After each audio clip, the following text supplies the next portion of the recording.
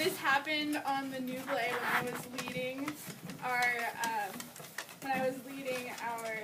kayaking expedition, and I was very hesitant to paddle. Where do I go? That's your decision, Jessica.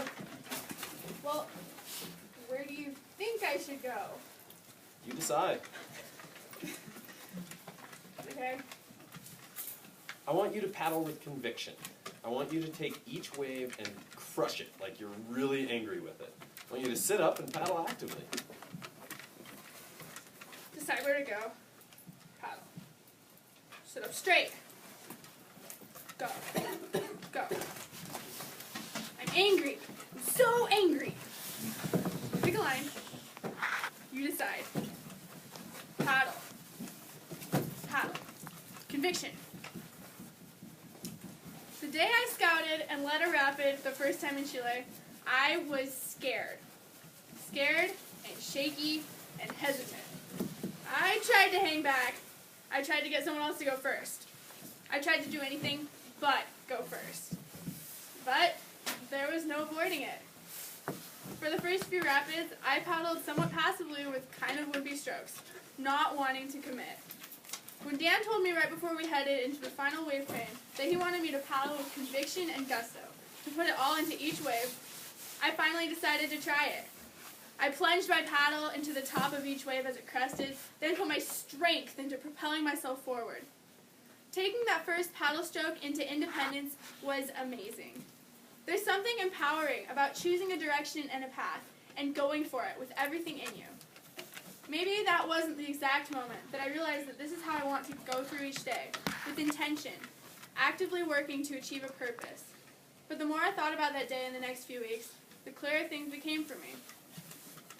When we kayaked on flat water this semester, we often had the choice between passively floating and actively paddling through the glassy water to get to the more challenging sections.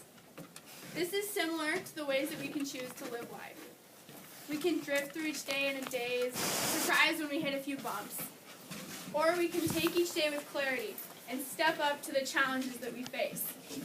Living with intention means picking a line and following it, no matter who chooses to follow you, and regardless of whether anyone chooses to follow. My experiences this semester with the Alzar School have shaped and changed the way that I want to live my life. I don't want to drift by. I want to paddle with conviction and experience each sight, sound, and bend in the river.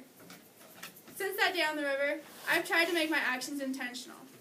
I'm more sensitive to the impact, both positive and negative, that I have on others around me. I offer to help others with homework in the subject areas that I am good at when I see that they're struggling. Even if I can't help them with their homework, I still give a few encouraging words because I know that that's what I would need if I were in their shoes. I also speak up more. If something someone is doing is bothering me, I let them know in as polite and understanding a way as I can think of, instead of simply keeping it to myself and letting it build up and up and up. Even the location of this speech was intentional. I thought about doing it in Snowbank or in JShotwell so I could show a video. But then I realized that I don't want to live my life indoors, watching TV. I want to be outside, enjoying the beautiful place that I am so lucky to call home. This semester has opened my eyes to how fortunate I am to live in such a rural and pristine part of Idaho. I want each of you to write down a moment that your eyes were open and you lived with intention this semester. A time that you feel you were actively living and not just being a passenger. So I'll give you guys 30 seconds to a minute. And then if you feel like it, you can read it, but you don't.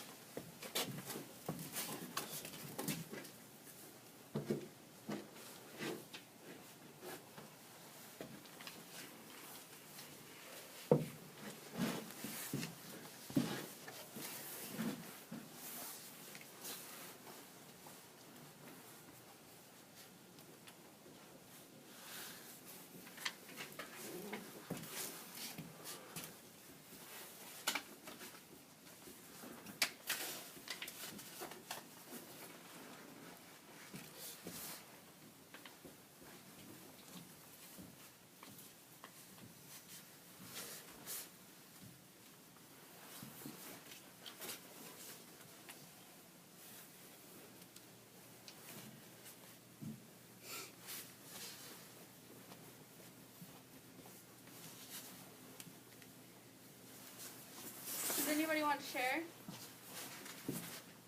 Ellie. The deliberate framing around the orphanage experience and choir practice. Estee. Mine was very similar to yours, leading rapids down the new way the day that I was elevating Sheila.